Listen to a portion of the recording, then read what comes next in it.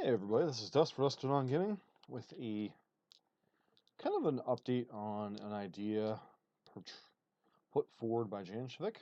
This particular idea was to take an idea of my choosing and have other people kind of brew up some decks around the theme or concept. The concept that I chose was Nicol Bolas the Ravager in Modern. So we have a couple different deck lists to choose from. 3 are viewer submitted decks, 2 are concepts I came up with, and 2 are deck ideas that come from streamer Jeff Hoogland's channel. He's played a couple of Nicol Bolas the Ravager decks. And the idea of this is to kind of work on tuning a couple of these lists with other people's ideas, with other people's suggestions. Maybe play a couple of these deck lists and see if 1 or 2 of these lists aren't potentially viable in Modern, and see if this kind of powerful 4-drop that's been kind of taken standard by storm in the first couple weeks of Standard is actually powerful enough for Modern. The first list is by Space Marine. So this deck list is very raw. It has potential, but I think there needs to be some tweaks to the list. So this is basically just a Crixus Cruel Ultimatum list. This is the raw list he sent. I haven't made any changes to it yet. I put the mana base. He said 26 lands, but the whole deck would be 62 cards then. So for now, it's technically 24, although you'd probably have to shave some cards from this deck. Obviously Fatal Pushes, Inquisitions, Thoughtseize, basically all the kind of tap-outy Grixis tricks. So my first thought when looking at this list is probably Liliana of the Veil, at least as a 4-of, doesn't serve. One card that might deserve consideration is Chandra, Torch of Defiance. Especially if you're going more as a kind of tap-outy control deck. Snapcaster Mage obviously gives you some tricks of the trade, but I think going Chandra and Nicol Bolas, pairing them up, and then having both Cruel Ultimatum and flipping Nicol Bolas is kind of a payoff for Chandra's mana ability. Is pretty sweet. Those of you who haven't seen, Nicol Bolas the Erasin is just an insane abilities. It's +2, draws you 2 cards, it's -3, deal 10 damage to target creature or planeswalker. Pretty much kills everything in Modern outside of the Eldrazi and a very large Death Shadow. -4, you can put target creature or planeswalker card from the graveyard on the battlefield. So obviously something like Chandra would be pretty good in that situation. And -12, exile all but the bottom card of your opponent's library. So I think this is a pretty good concept for something like Cruel Ultimatum. I think the deck would need tweaked. You'd probably want to include some number of Serum Visions, some number of Chandra Torch of Defiance, and then smooth out some of the other numbers. Whether you want to be this to be a tap-out control deck, or you want it to be some type of kind of Grixis control list that we'll get to here in a second. Sideboard, I like a lot of his inclusions. He had 4 Counter Scroll and 2 Negates, a couple Search for Azcantas, a couple Fatal Pushes, a Dampening Sphere, and then some of Nixilis Reunited.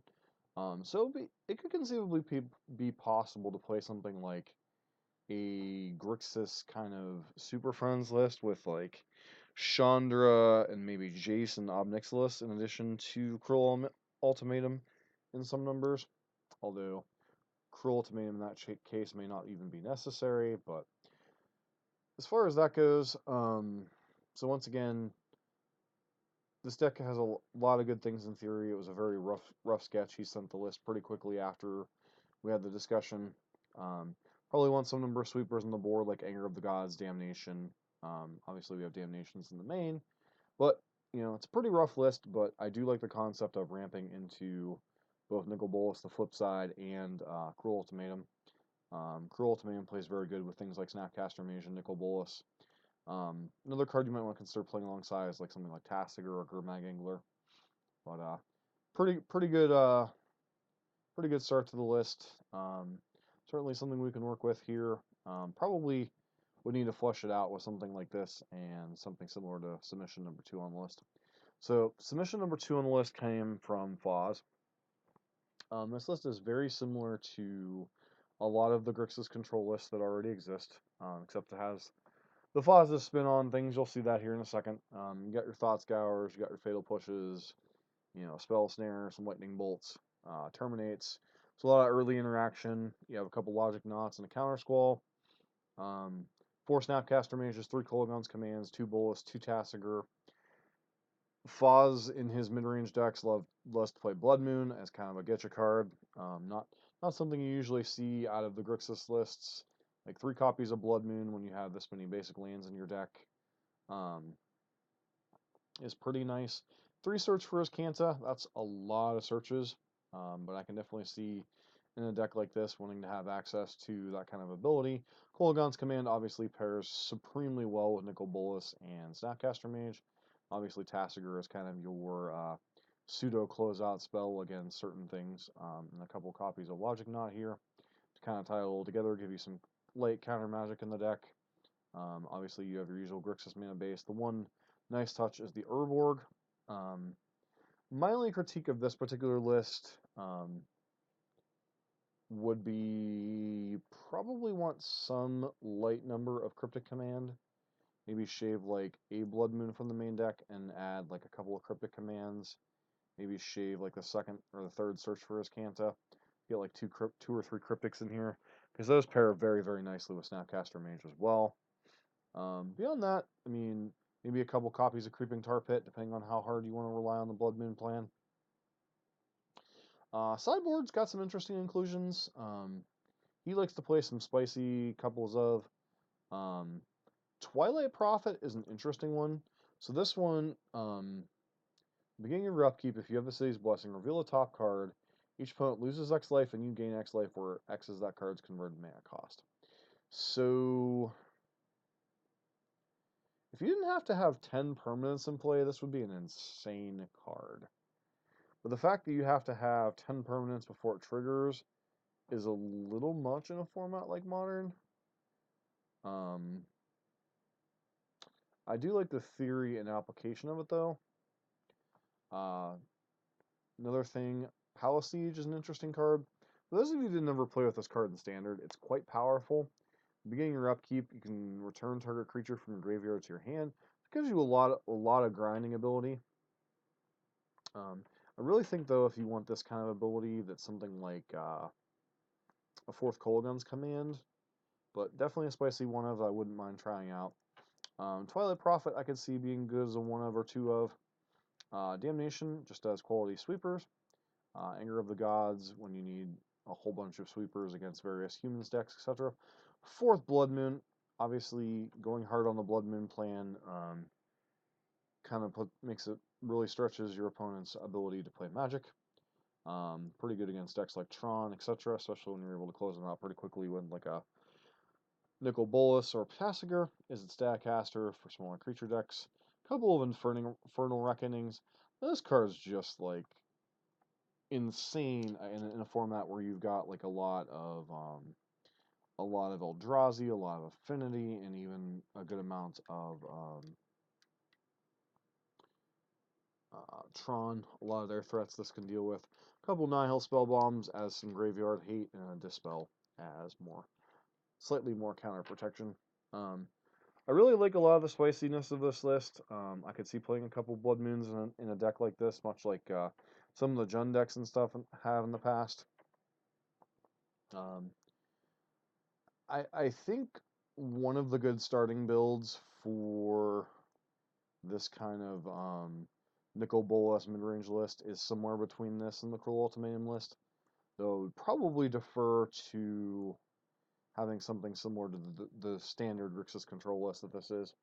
So, definitely some interesting inclusions. Foz likes his Blood Moons and his control decks. If you don't forget a little while back we played one of those Jeskai control lists that had a couple Blood Moons in the main deck. Can really gum things up for things like Tron, Valakut, some of the other mid-range decks. Third list, this one's from Janshevik, the guy who actually suggested the idea. So this deck is interesting. This deck is how do I put this? This deck is almost the deck is almost the mono red controlled lists with splashing Nicol Bolas and some Kolaghan's commands and then some sideboard cards. So, for those of you who don't know, there's been some mono red lists that have been popping up with Sarkhan Fireblood as kind of the thing tying it together, the free one red decks, however you want to call it. Decks that play like Simian Spirit Guide and Desperate Ritual to accelerate out, you know, a quick Chalice of the Void or a quick all that kind of stuff. This deck instead is trying to focus on a little bit more stable mana. You know, obviously you have the Simian Spirit Guides to get the busted turn 1 Chalice draws. You also have Talisman of Dominance, kind of fix your mana for the red and black, or for the blue and black spells. And it's still a pretty fast accelerator, allows you to play like a turn 3 Nicol Bolas a good percentage of the time. Which with this kind of deck, you definitely need to be on the faster side of things. You got some Braids and some Spit Flames. Spit Flames pair nicely with your dragons to kind of gun down some mid-sized creatures. A couple Anger of the Gods to tidy up against the fast decks. And then Sarkhan Fireblood boasts an accelerator, helps you loot some of your stuff if you get into things you can't cast. Chalice of the Void, obviously a very broken card. A couple Kolaghan's commands, rebuy your dragons. 3 Nicol Bolas, obviously the centerpiece of this deck idea. 4th Underbrick Regent makes it kind of harder to tag your dragons. A couple Glory Burners. Pretty good card overall. Varies in what different situations you want over him, over something like Stormbreath Dragon or Thundermaw Hellkite. The exerting ability, you compare it with like your Spit Flames, take down some bigger creatures. Couple Stormbreath Dragons, pretty good against decks with Path to Exile, also good against various white decks. Kolaghan the Storm's Fury. So, hard casting it for 5, not that great. You get a 4/5. Whenever a dragon you control attacks, creatures you control get +1/+0. Now this ability stacks. So, you go Nicol Bolas into like Stormbreath Dragon into dashing a Kolaghan the Storm's Fury. That's a lot of damage. Each dragon in that particular case get +3/+0. So the dash ability you'd be swinging in for 7 with him. You'd be swinging in for 7 with Nicol Bolas and 7 with Stormbreath Dragon. That's a lot of damage. So he helps close out the games pretty quickly. And then Lathless, never another non-token dragon. Get a 5/5 dragon. So this kind of stacks up, helps you play a little bit of an attrition game.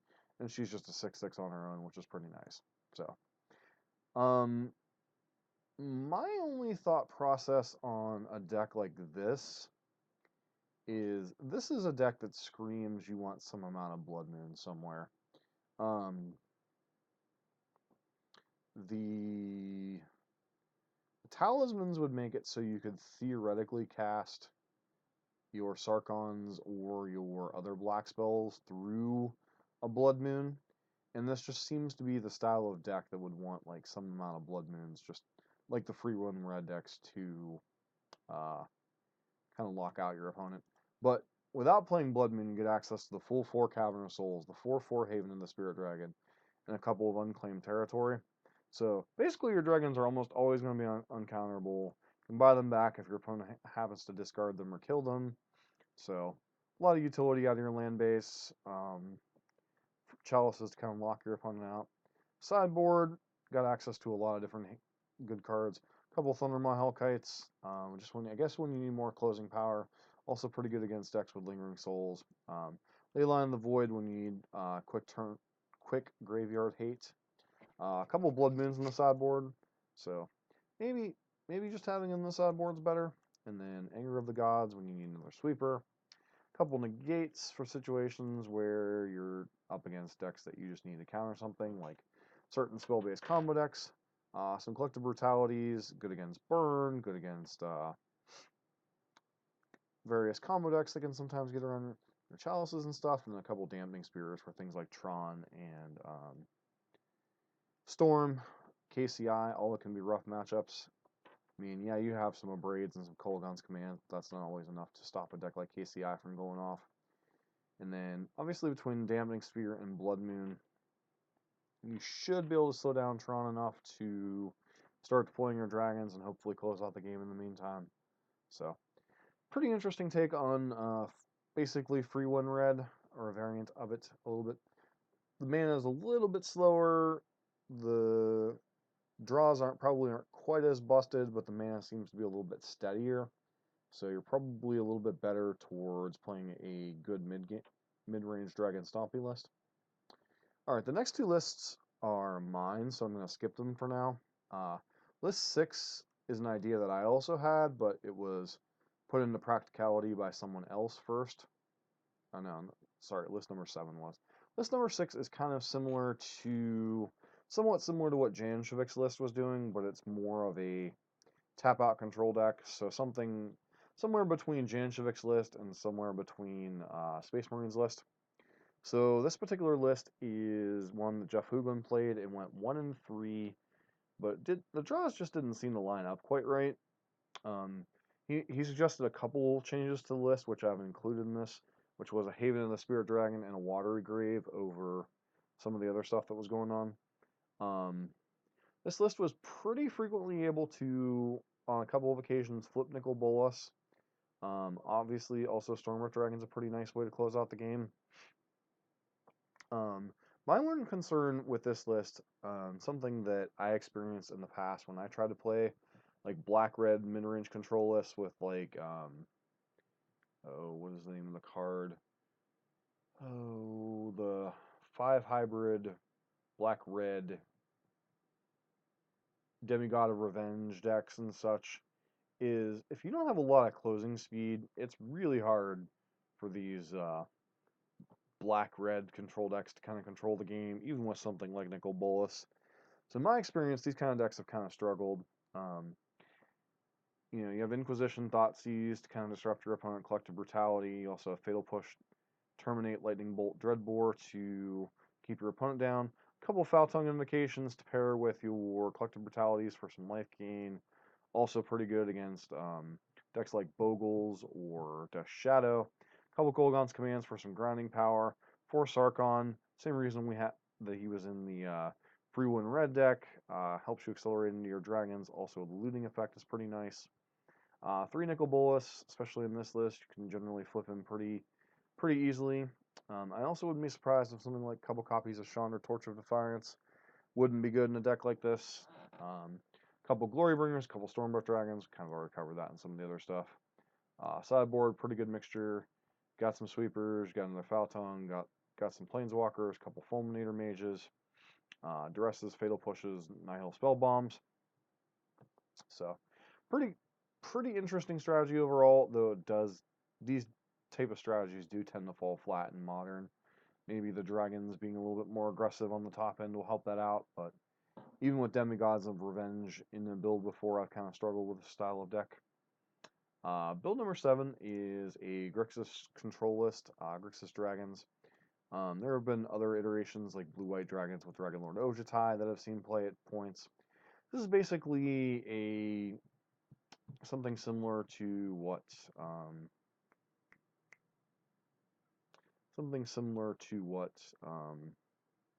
Foz suggested in his Nicol Bolas deck number 2. Except you're trading in Silumgar Scorn for some of the other counter magic. So you're playing some number of Silumgar Scorn to pair with your Inquisitions, your Serum Visions, your Lightning Bolts, your Terminates, your Snapcaster Mages, your Kolaghan's Commands. My thought process on this deck, at least initially looking at it, would be, and just from stuff Jeff said, is that he said Thunderbrick Regent in this version wasn't particularly good. Probably consider replacing these with some number of Glorybringers. What I would strongly consider doing is I'd probably pare down the Thunderbreak Regents for the 2 Glorybringers, get like 1 Search for Azcanta in here, and maybe a second one in the board, or maybe even shave a Snapcaster Mage to get a second copy of Search for Azcanta. This just seems like a list that could benefit from the card selection. And obviously, I don't know, 3 or 4 Snapcaster Mages or Search for Azcantas, they all kind of give you some mid-range card advantage, and your dragons can help close out the game. He ended up going 4-1 with this list in a friendly league. So this list does have a little bit of chops to it. So definitely a list worth exploring.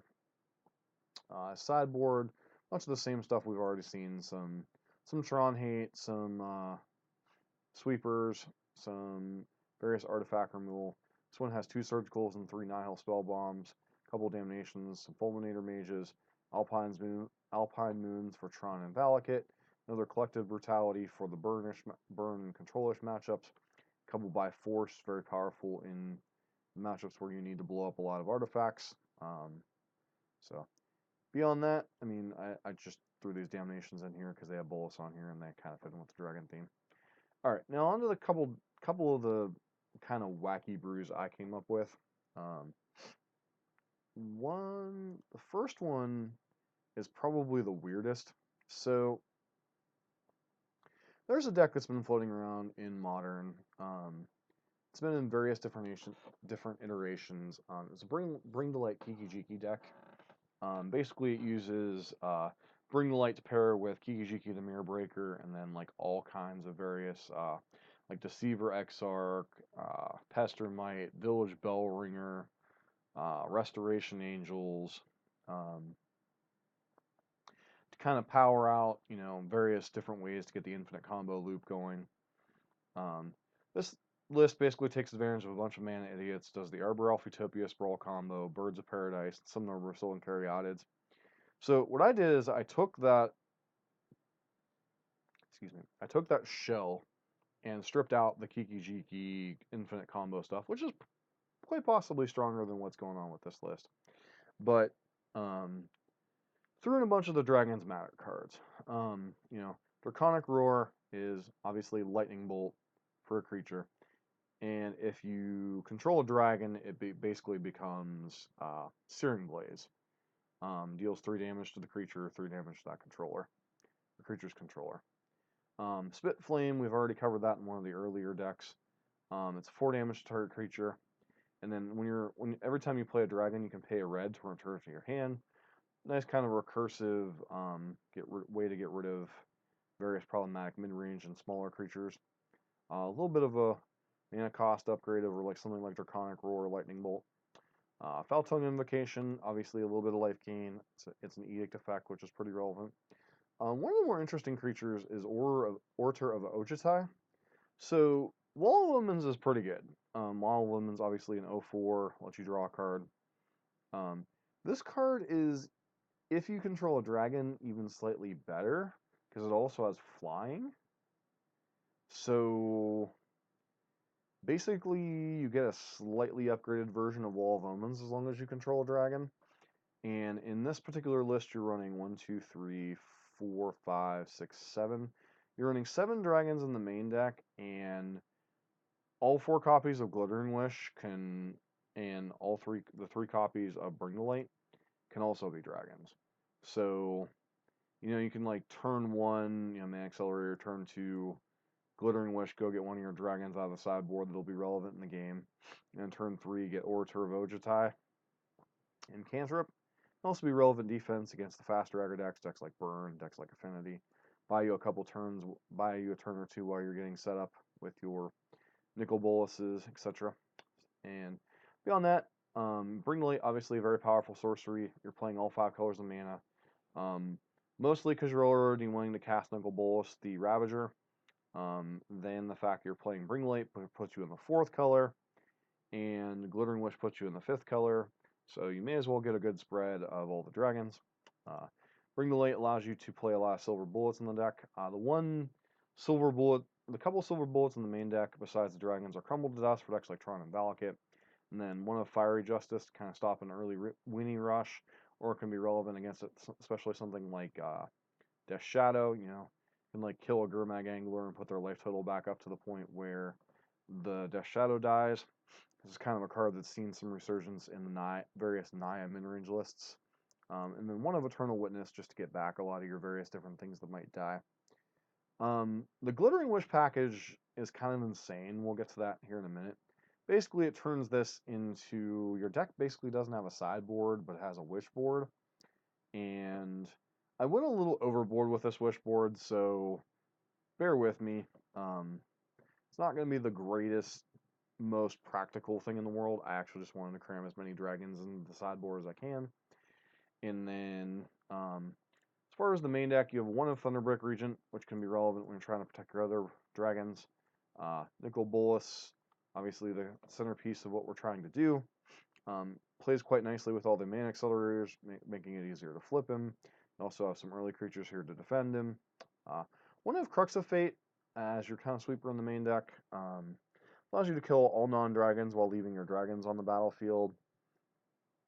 Also against the random Scred Red dragons deck that have been popping up, can be relevant to like leave your other like mana dorks on the field and sweep their dragons. So kind of a couple situations. 5 mana is a lot, but with all your accelerators, there's a pretty good chance you can still cast this on turn 4. Glorybringer, Stormbreath Dragon, we've kind of covered what those situations are good. Same thing with Kolagon, obviously helps close out the game pretty quickly. One of Dragonlord Ochitai, this isn't at its best in a deck like this. You don't have a whole lot of great spells to draw. It does help you find like another copy of Bring to Light or another copy of, an interaction spell or something, when it's hitting your opponent and anticipating every time it hits. When it's not attacking, generally speaking, it has hexproof, so it can be hard for your opponent to deal with until you're ready for them to try to deal with it. It's the only one of the Dragon Lords that we can really include in the main deck as a Bring to Light target. The Glittering Wish package that we were talking about, obviously, has to be a multicolored card, so keep that in mind when we're looking at the sideboard. So this list is extensive. Dreadbore, this is a Terminate effect that also hits Planeswalkers, which, if your opponent gets something like a Liliana or a Teferi on the field, you're not exactly the best deck at pressuring it, so having something like this can be extremely relevant. Kolagon's Command, grinding matchups, tends to be a 2-for-1. It's a card a lot of times you're going to sideboard in, not necessarily leave it as a wish package, but it's a relevant card that sometimes you want to get in a couple situations. Alistar Impulse, similar to Dreadbore, allows you to answer almost anything. Fiery Justice, same reasons in the main deck, allows you to pressure Planeswalkers, allows you to have a small pseudo sweeper. Wear Tear, so when you need to get out from underneath a Blood Moon or something. Also pretty good against the Snaring Bridge. Supreme Verdict when you just need a straight Wrath. Slaughter Games for those single card spells, things like Amulet Titan or KCI or Storm Naming Grape Shot in game 1. Just being able to go get this hate card against a lot of various single card strategies is pretty insane. So then it goes to Reveler. So there's a lot of Planeswalkers you could put in this sideboard, like things like, Teferi, things like, all those various things. But Xenagos is the one. This card just pressures control, like blue-white control decks like no other. Like, just making a stream of 2/2s against a straight blue-white control deck. The mana ability can be relevant in certain situations. Very, very powerful, kind of underrated card. Does die to Lightning Bolt, which is annoying, so it's not the greatest against something like Jeskai or whatnot. But, getting a couple tokens out of this that have haste and the ability to make mana can be pretty insane. Tristani is one of the weirder ones. So mainly you want a life gain buffer against decks like Burn, against decks like the various Zoo decks, the 8-whack decks, etc. So you have a lot of options. You have things like Kitchen Finks, Rock's War Monk. A lot of those are the cards that see play. They obviously come down. They generally have an immediate effect on the game. So Tristani is a little bit slower, but does have the ability. It's a 2/5, so it's harder for them to kill. And also, when you're playing all these big dragons, you can go Tristani into something like Glorybringer, and all of a sudden you're gaining 4 life. So, populate ability isn't that relevant. There really isn't too many tokens on this thing, but just the ability to gain life, sequentially over a couple of turns, generally can put the game away if you're able to stabilize against a deck like Burn or 8-whack, that kind of stuff. Another copy of Nicol Bolas on the sideboard because, we want to cast as many copies of Nicol Bolas to see how good he is. Fracturing Gust when you just gotta beat the ever-living tar out of Affinity or KCI or Tron in some cases. Also relevant against something like Lantern Control. Bring the Light, just being able to Glittering Wish for the Bring the Light out of the sideboard. And the sideboard dragons, Dragon Lord Silumgar, kind of a punk your opponent card. This allows you to like steal a planeswalker, steal a random creature threat. Obviously, quote, dies to removal, but being able to steal that planeswalker when it's about to ultimate can be quite relevant. Gives you another way to deal with things like like with Dreadbore, a little more, a little more mana intensive and a little more harder to play around. Dragon Lord Dramoka. This card, how do I put it? This card is a nightmare for certain decks. If you can get to the point where you're surviving long enough against Burn and get this down and start swinging with it, in some ways it's like Wormcoil Engine. They just have a really hard time beating that card without something like Path to Exile. It's also card is also very good against racing against things like various Eldrazi, Thought-Knot Seers, Reality Smashers, kind of blanks them all. So this card might earn a slot. Obviously, it's another dragon to go get with Glittering Wish. Main reasons in the deck. And Big Mama, Dragon Lord Atarka. Kind of a pseudo board sweeper in certain matchups. Allows you to clear up some like tokens and stuff, like Lingering Souls and such. It's not possible, obviously, to wish for Thundermaw Hellkite. So Dragon Lord Atarka is kind of our way to clear out things like Young Pyromancer tokens, all that kind of stuff. And she's just an A8 body. So if you don't have something like a Terminator or a Path to Exile on the spot, she's going to close out the game pretty quickly. But it's a pretty wide variety of cards to be able to go get with Glittering Wish. Deck that's probably extremely flexible, but at the same time is very dependent on its mana dorks to get moving. So it's one of the more outlandish decks, but I wanted to throw the idea out there. And finally, the final deck of the various Nicol Bolas lists we have to play, test, mess around with is a Crixus Zombies list. So, zombies haven't seen a ton of play in Modern. They're usually a step slow for most tribal strategies. They're usually a turn slower than things like Burn, things like Affinity, things like Humans. But what they do offer is a lot of resiliency. And obviously, as a black deck, you also have access to discard spells. The one thing the deck really lacks is a significant 4 or 5 drop that you really want to play that adds meaningful disruption to the board. You've got some pretty good 1 drops in Diagraph Ghoul, Gravecrawler, and Cryptbreaker. So you can go up to 12 1 drops, even 16 if you want to go Dread Wanderer. This deck can really put some early pressure down. The 2-drop slot, you've really got Graveyard Marshal and Relentless Dead. So you have a lot of like grind ability. I chose Graveyard Marshal because it's a little bit more power on the front end and gives you something to do with your mana in the later game, much like Cryptbreaker. You have some Fatal Pushes and some Cast Downs as some creature disruption. The 3-drop slot is quite congested. You have 4 different lords to choose from. You have Death Baron, you have Cemetery Reaper, you have Diagraph Captain, and you also have Death Baron, Diagraph Captain, Lord of the Accursed, and Captain, Lord of the Accursed, Death Baron, and Cemetery Reaper. Part of the draw of Cemetery Reaper is kind of taken up by Graveyard Marshal in this list, so I didn't feel like including him. And then Death Baron and Diagraph Captain, I think, are a little more relevant. Diagraph Captain makes sweepers a little bit, not named Anger of the Gods, a little worse against you. Death Baron gives all of your guys Death Touch, so kind of causes problems for your opponent. And then I could max out on Lords, but Geralf's Messenger, if you're going to the trouble of playing this many black sources, you may as well run Geralf's Messenger. It's a 3/2 with Undying. Comes into play, your opponent loses 2 life.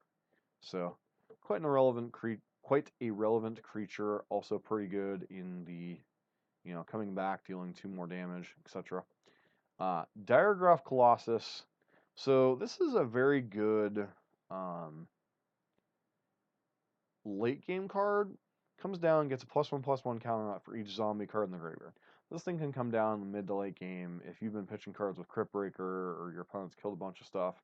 Come down as a 7/7 or an 8/8, and then whenever you cast a zombie spell, like say you have a couple grave crawlers just chilling in your graveyard, you can play a Diagraph Colossus on like turn 4 or 5. Come down with as a 4/4 or a 5/5, where you cast a couple grave crawlers, and all of a sudden you've got an army in a can. But beyond that, for Nicol Bolas, so oftentimes your opponent's gonna have to spend some amount of removal spells to kill your first couple of guys. So they might be left with like 1 or 2 cards in hand. So being able to get rid of their last card and then come down as a 4/4 beater can be quite relevant. This deck's already running 24 lands, and with Crypt Breaker, you might be drawing quite a bit of cards. So you might get in the mid and late game if your zombie horde can't close out the game, and just use Nicol Bolas's ability to flip to kind of really cement the game. This kind of gives you an extra element against the mid-range grindy decks. So sideboard, you're kind of weak to some of the early combo decks. So in that particular thing, 4 duress and an additional collective brutality. Brutality helps against decks like Burn. Helps you to, since you're not worried about like pitching a Gravecrawler or something, you can collect a Brutality, pitch a Gravecrawler, get a 2 or 3 mode Brutality against Burn, help close things out. A couple Cold Guns commands here, and a couple Lilion the Last Hope for some grindier matchups. One of the tricks you can do is you can like play a couple zombies, use Lilion the Last Hope, come down, kill like a young Pyromancer or something. Use your guys to hold things off for a couple turns, and then all of a sudden you're looking at an Ultimate Liliana in a Zombies deck. Seems pretty good. Might want something like a Fulminator Mage to help against the mid-range matchups. But for now, we're going to try Alpine Moon as kind of a cost-saving alternative. Comes down against things like Valakut and Tron. Also could shut off something like Searchers Kanta against the Blue-White X control deck. A couple Counter Squalls give you a little bit more protection against combo decks. And then a couple Dampening Spears for, obviously, decks like Tron, which this deck is fast, but it's not necessarily fast enough to get completely under Tron. So you want a little bit of disruption for Tron, and you also want disruption for decks like Storm, decks like KCI that you could have some problems with without about a ton of artifact removal, etc. So those are the 7 various Bolas variants that I've either had submitted so far, I've come across from other streamers, or a couple of my own kind of off-the-wall ideas. So if you guys have any comments, any suggestions to any one of the particular builds, I will eventually link like all 7 of the deck lists, but I wanted to get this video up since I hadn't done a stream today. Took a while to get these lists thrown together, so I will eventually update the settings with all of the with a link to the deck lists. But for right now, I just wanted to get the decks up with the rough ideas. Get other people brewing. Before we start actually playing these decks. Maybe they'll have a couple ideas of their own from these. So this has been Dust for Dust on Gaming. I'd like to thank everybody that contributed, and for everybody else that's going to contribute in the comments. Special thanks to Janshevik for the idea, and also to Foz and Space Marine for kind of fleshing out deck lists as well. So, and also shout out to Jeff Hoogland on his channel, the viewers there, for submitting the list that he played. So this has been Dusk or Dusted on Gaming with our Nicol Bolas Brewing in Modern.